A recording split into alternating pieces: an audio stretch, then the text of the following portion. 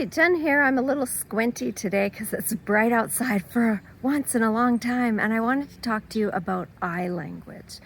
This is when you are giving feedback to someone, or you are talking to somebody in a work setting or a home setting, and you want to explain to them how what they have done or what their behavior is, how it has affected you. So rather than saying you blah blah blah blah blah, which puts them into the defensive, what you can do is you can start by using your eye language, and you can say, I found that I felt however you felt when you did blah blah blah, and I'm wondering how we can change that so it doesn't happen another time, or something along those lines. So it's basically giving your perspective and beginning with I, because the minute you begin with you are causing a wall to go up that you might not know about, and you are going to have a very different reaction than if you said, I am feeling frustrated because every time I come into the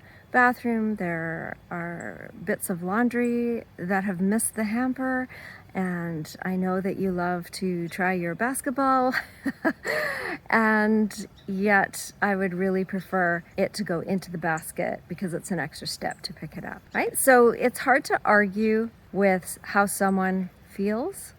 It's a silly argument. It's also hard to argue with someone else's perspective. In a work setting, I was yelled at once by a manager, and when I worked in the hospital, and it was really stressful and everybody was busy, and she yelled at me and hung up. And I remember walking up to her office, and I was not at the same level. She was a manager. I was a nursing unit clerk, and I walked up to her and I said, I felt very upset when you hung up on me. I was working hard at my job and doing the best that I could, and I didn't appreciate being screamed at and having the phone hung up. And she sort of went, well, we're busy. And I said, yeah, we're all busy. And I said, I just wanted you to know how that felt. And I walked away. It Now took a lot of guts and courage, and I was shaking like a leaf when I was finished doing it. But it made me feel better because I had addressed it and not let it build up, and then I could let it go and not worry about it. She later apologized, not directly to me, which was cowardly of her, but she apologized to my manager.